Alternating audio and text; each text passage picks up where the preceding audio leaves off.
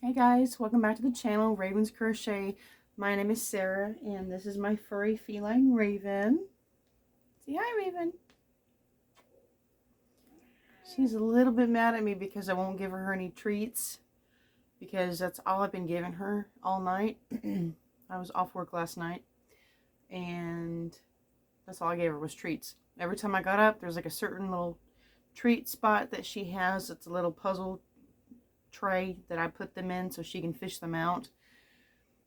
And well, she's got to have wet food. I give her wet food twice a day, and every other day she gets her medicine mixed in with it. Well, this batch she's not eating has her medicine mixed in with it, so I freshened it up, put some fresh fruit in, and I spray some water in it to add moisture because she's strictly on a moisture food, and she's not eating it. So she's a little mad at me. I'm not giving her treats, but she's gonna have to get over it. She's hungry enough, she will eat her wet food. I have a crochet project done. I finally have something done. It's only a small project, but I feel somewhat accomplished that I got it done.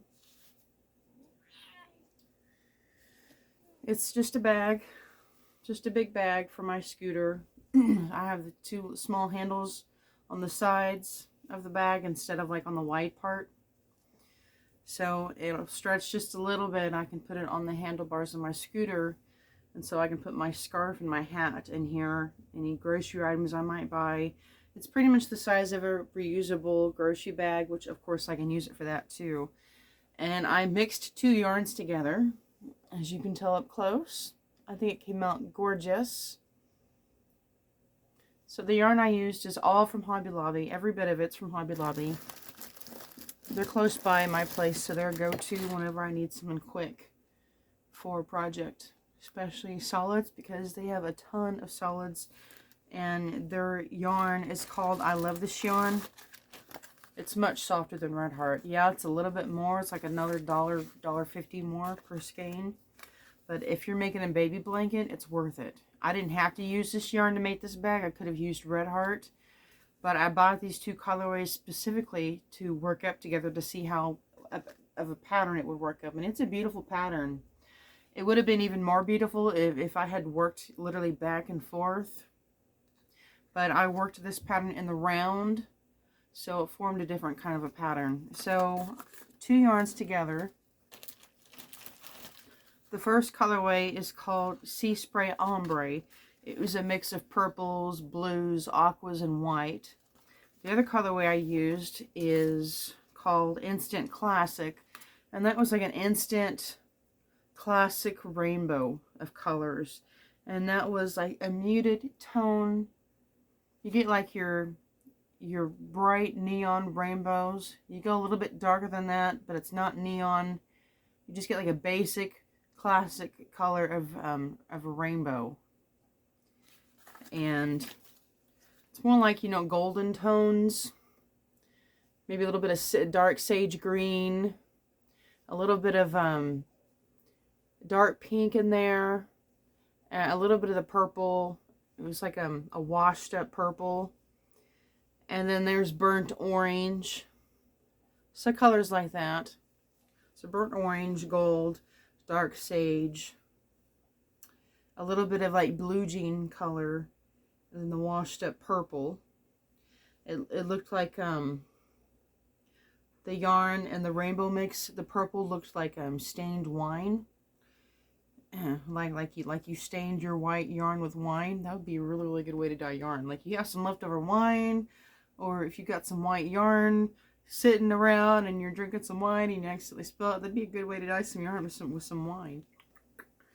But anyways, two full skeins of yarn, and each skein has 252 yards or 230 meters. It's a 5-ounce skein, 142 grams. So yeah, 252 yards worked together, and it makes the fabric nice and thick. I like making bags with 2 strands of yarn. It makes the fabric a lot thicker, a lot sturdier. The bag has more resilience. It can last a lot longer. Blankets the same. If I want to make like a heavy winter blanket, 2 strands of yarn. 3 strands of yarn can make the blanket extremely, extremely heavy. Not to mention it can be harder on your hands. So 2 strands, I think for a long time, making a blanket for sure is going to be thick and hard enough on your hands. The white that I used, I only needed like 2 rows. That's all I did was 2 rows. And I had white and ivory, and they pretty much look the same. I mean, you can tell looking at the camera, they look almost the exact same color. But the ivory is stained just a tiny bit.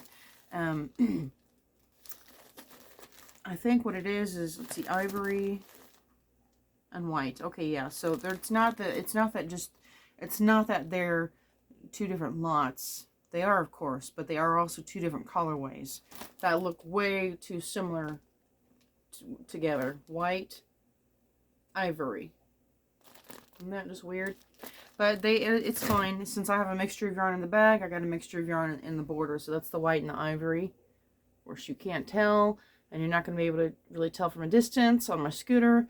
I just wanted the white appearance on the bag because there's just a little tiny bit of white in the bag, in the body of the bag itself. And when you're putting decent, nice looking contrasting yarns together, the key is when you finish the body of the work and you have all these colors mixed in, the colors that have the least amount of room in here, like this bag looks mostly purple, blue, and gold, right? Those are the predominant colors sticking out, purple, blue, and gold. But there is burnt orange, sage green, a little bit of white mixed in. So the colors that have the least amount of room in this body, that's typically one of the colors that you want to grab to make a border with, or to have something contrasting on the body, like a flower or a motif or something like that. So I think it looks really well. And I positioned the handles just a little bit on the sides so that they would be able to accommodate the handlebars on my scooter. And the way I did it, let me turn this inside out. This bag was like one of the easiest things I've ever made in my life. I didn't follow a pattern. I kind of make my own patterns in my head, and I improvise as I go along. I always improvise. If I can't follow the pattern, if I don't like what the pattern's doing, I improvise. I do my own thing. I find a way to make it work better. That's where my craftiness gift is.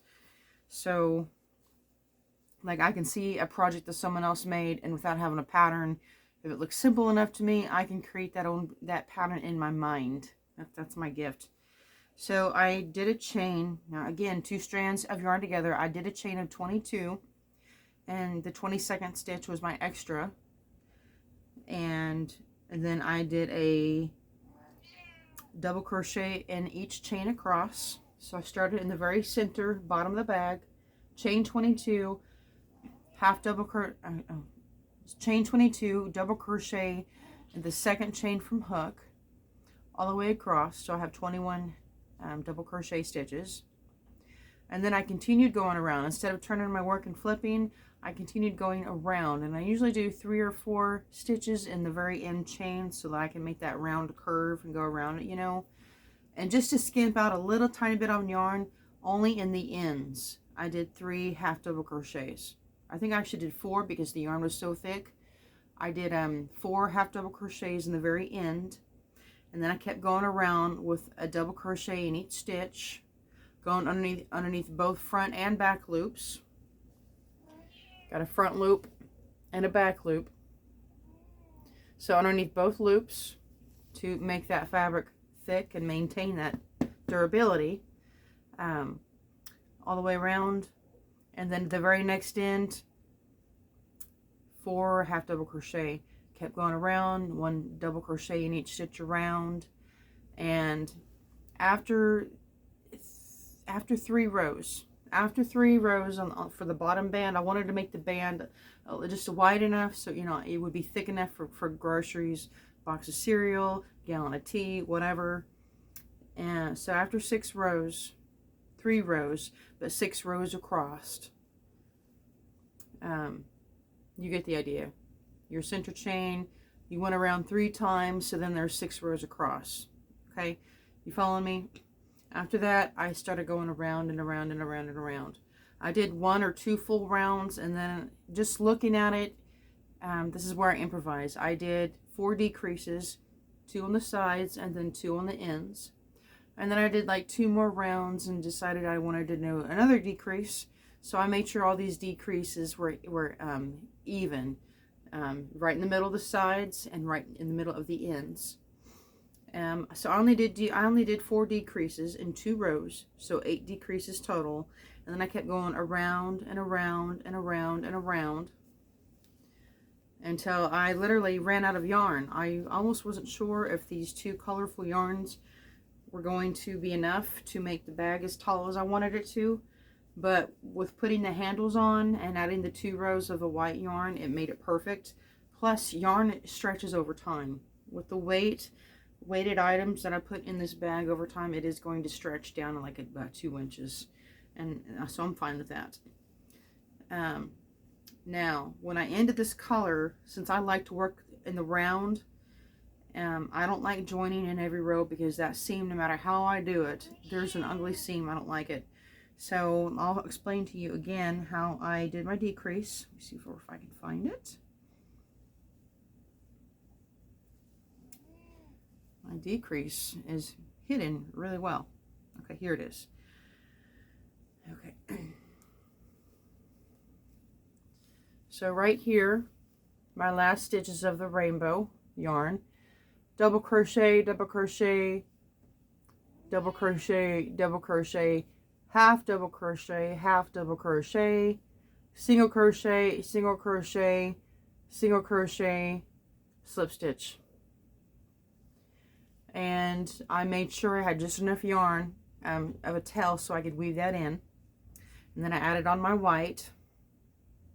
Actually, before I even closed up the colored yarn, I had a live stitch left of that colored yarn, and then I added the white yarn, and then I stitched over the tails, and then I went back and I weaved in those tails the opposite direction. And when I started my contrast color here, the white, I started with, let me see where I started it here, because if you look closely, you can definitely see it. I started it right next to the handle, so it's kind of in an inconspicuous area, which is actually where the colored yarn ended too. So there's where the colored yarn ended, the half double crochets, single crochet in the slip stitch, the white, slip stitch, single crochet, half double, actually, let's see, slip stitch, single, half double, double, and then I did the handle. The handle I chained 5, and then I kept going around, just double crochet all the way around. I did the chain 5 over here, double crochet. When I got back to the handle, instead of 5 double crochets over the 5 chains, I did 7, because it actually makes it look more fanned out, and it spreads the whole of the handle opening just a tiny bit more. So plus God's number is 7, so why not? 7 double crochet over the chain of 5, went back around, 7 double crochet over the 5 chains, and then at the end I decreased again, so you can kind of see where it slants right here. Double crochet, half double, single, slip stitch, and then I sewed in the tail. Isn't that nifty? So then when you look back at it, it looks like it's 2 rows evenly completed. And yeah, it dips down a little bit, but again, this is going to be my scooter. This will be on the back part of it, facing towards me when I'm riding it. No one's really going to notice it anyway. But there it is. If you want to pause the video here, you can definitely take a screenshot of this, and you can kind of see where the stitch placement is.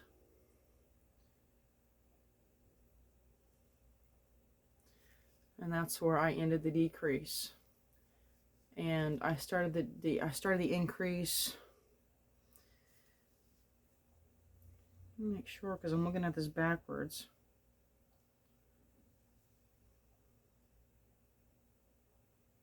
Yeah, right here. Right there, that's where I started the white yarn, and then that's where I ended the white yarn. So that's perfect right there. If you want to pause the video and take a screenshot, you can see where the stitch placement is, and you can see how I did that.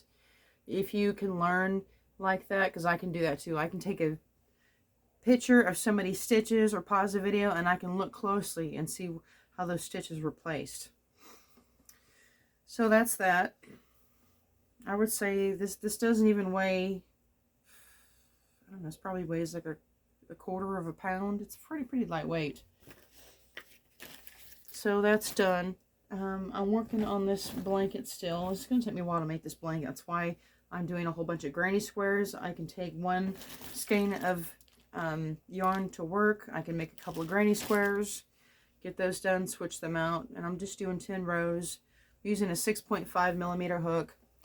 I used a 6.5 millimeter hook for this bag. I forgot to mention that. I wanted to use a 7 millimeter and I couldn't find one, so 6.5 millimeter worked just as well. If you ever can't find the exact size crochet hook you want, if you can find the next best thing, 0.5 up or 0.5 down, you're still golden. It's not going to make that much of a difference at all. So all these granny squares, there's green, brown, blue, teal. I've got red in here and burgundy and antique mauve. This one is gold. It's actually called saffron. It's a really nice looking color of what inside pumpkin guts would look like. Looks like pumpkin puree to me. So that's my next project. I had a tip for you guys. If I can find the video, I will link it in the, I'll come back and link it in the description box. And I totally meant to search for it before I started this video, and then it slipped my mind. I was watching this nutritionist. I have been prescribed a vitamin D because of a deficiency I had a few years ago. And it's prescription only, of course. Only the pharmacy can get it for you. But then I started watching this, watching these health videos and stuff, and I'm like all into like natural herbs and remedies. Not sure if I have that book nearby. I can show you. Let's see if I can pull it out, if I can find it. That's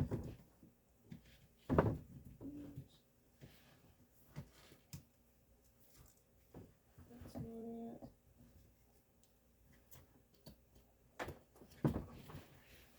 I'm not sure where that book is. It's by Reader's Digest. It's it has like a whole bunch of pictures and descriptions about foods that you can eat to heal symptoms that you have of certain sicknesses, minor sicknesses. Oh goodness.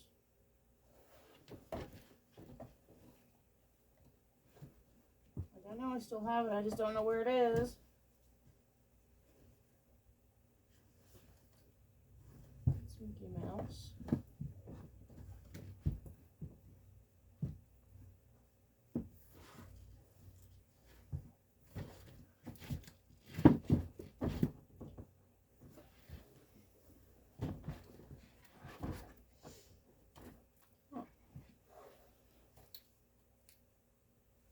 Here it is.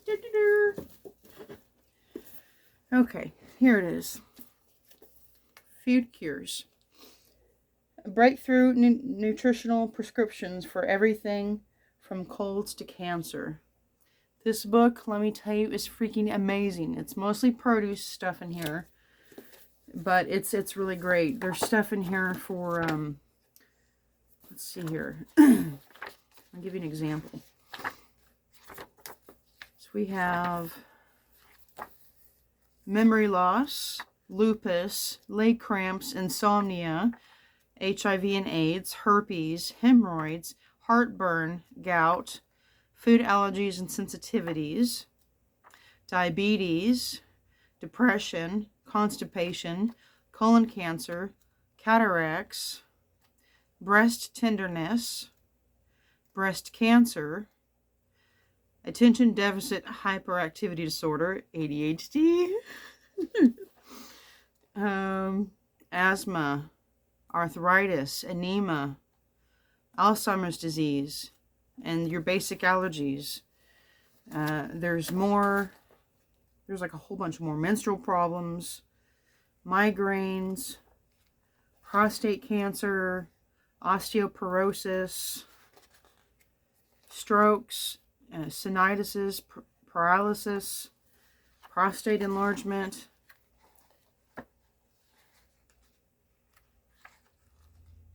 urinary tract infections, wrinkles, and a whole bunch more. So there are foods in here literally that you can eat for almost everything. I'm sure you can find this on Amazon. I bought this years ago. I think I got it from Reader's Digest magazine when I used to read that years ago. But this is it. You can pause it right here, take a screenshot, look for this on Amazon. If I remember, I will go find a link for this and I'll pop it in the description box below. So you will have the direct link. Here's the back of the book. I'll let you pause the video here so you can go over the book's details. It's a gorgeous, beautiful book, and it's got pictures in it. And so let me explain to you an example for what this book helps you learn. You find something that you would want to eat food for. There's like a whole bunch of like descriptions about different kinds of food and where they're from, the history of them, how they're formed or where they're grown, and what they're good for as a whole. There's healing herbs and spice recipes, nutrition list. It's just amazing. Okay, so acne. That's the first thing on the list. So if you want to eat food for acne, an example, it's going to explain what acne is, of course. Your food prescription, and it talks about different foods you can eat for the acne, such as Brazil nuts, beans, poultry, salmon, flaxseed, sweet potatoes, a whole bunch more to list. Nutritional supplements. It tells you what vitamins are in those foods. And then it says off the menu, what you should not be eating if you're experiencing a lot of acne. So it not only tells you what you should be eating, it tells you what to stay away from. And then it has a little recipe box down below where it tells you what the recipe is. 1, 2, 3, 4, 5, 6, 7. There's 8 recipes listed in this little box, and it pretty much tells you the name of the recipe and what page in this book you will find it on. So if you want to find a meal that will help with your acne, it has a few recipes available for that, and that's just so cool. And then the next page goes on to allergies, and sometimes they're 2 pages, sometimes they're 4 pages, sometimes they're 6 pages. Depends on the symptoms and what different foods can do for that symptom. It's just an amazing book. So I was watching this nutritionist, and I was almost close to asking my doctor for another prescription for vitamin D. And this nutritionist, he's been in healthcare for a long time. He's even written healthcare nutrition books. He said that when you look on the bottles, look on the label, when you're in the pharmacy section and you're looking at the vitamin D supplements, the IU, let me see if I have one here. Yeah, here I've got vitamin D3. The IU listed is 2,000. Some of them are listed as 1,000, maybe 1,400 or something like that. This is not anywhere near the amount that we should be having every single day. 2,000 IU is way below the daily intake that our human bodies need. And so what the nutritionist said was that the pharmaceuticals do not want you to be afraid to take too much IU. The maximum IU that we should be taking every single day is 83 to 8,500. 83 to 8,500. It's 8,000 to 300 to 8,500. This is only 2,000. So don't be afraid to take too much of this. This says take 2 gummies a day. Take 8. Take 10. You cannot overdose on vitamin D when it says 2,000 IU. You just can't. Technically, we don't even need to be buying this unless our doctor specifically, for our health reasons, need to get vitamin D. It needs to be prescribed. I don't think anything over the counter is going to do anything for you. But this nutritionist literally said, go stand out in the sun for under 2 minutes. It was like a minute and like 45 seconds. Barely 2 minutes. Stand out in direct sunlight. That's going to be your daily dosage for vitamin D. So I'll be doing that every single day unless it's super, super cold, below 30 degrees, or if it's just raining too much and the sun isn't even out. So pretty much on days when the sun isn't out and it's too cold, I will be standing out in the sun for 2 minutes every single day to get my daily intake. The pharmaceutical companies do not want you to be afraid too much. They want you to keep coming back. Notice that there are a lot of things that they sell on the counter that have side effects. They want you to come back for something else to treat that side effect. Huh? They have cures for cancer. Are they going to give it to the general public? No, because then the pharmaceutical companies will go out of business on certain medications. I'm not even going to get on my soapbox about the pharmaceuticals. I buy as minimum as possible. The only thing I'm really buying now are the prenatals, because it gives me a double boost of daily vitamins. And I'm taking the probiotics, which help the digestive system in my stomach. And I've gotten stress support gummies. This really doesn't even do anything. Of course, I might not be taking enough. You know, the pharmaceutical companies, they don't want you to be afraid to take too much. Ashwagandha, that didn't really do anything. And just the prenatals and the vitamin D. And then, of course, I have vitamin C. So I'm going to stop buying the vitamin C as well, because I need to look and see how much vitamin C we need every day, because I'm sure this isn't even enough. 250 milligrams, so 500 milligrams taken 2 a day. I probably need like 2,000 milligrams. But of course, vitamin C is something that you cannot overdose on. Vitamin D, vitamin C, and I think there was one other thing that you could not overdose on. Another natural substance that wasn't harmful and was very beneficial to your body. I can't remember what it is. Vitamin D, vitamin C. There's another vitamin. I just can't remember what it was. But anyways, that's all I've got for today, guys. Remember that God loves you. Jesus is around. And yeah, Jesus loves you like you're the only person living on this earth. I promise you that. Every time I think about how much God loves us, it makes me cry with tears of joy. It is so overwhelmingly beautiful. And there are so many descriptions about how gorgeous his love is. We are literally his supreme masterpieces. Just want you to remember that. You are a supreme masterpiece. Whether you believe it or not, you are a supreme masterpiece, and you are a beautiful person. Because of what God created in you and what he created for you. That's what makes you a beautiful person. Us wanting to take into that and act upon that and be active in that makes us even more beautiful. That's just my opinion. But anyways, I love you guys. Happy crocheting and just happy weekend. I love you guys. God bless everyone.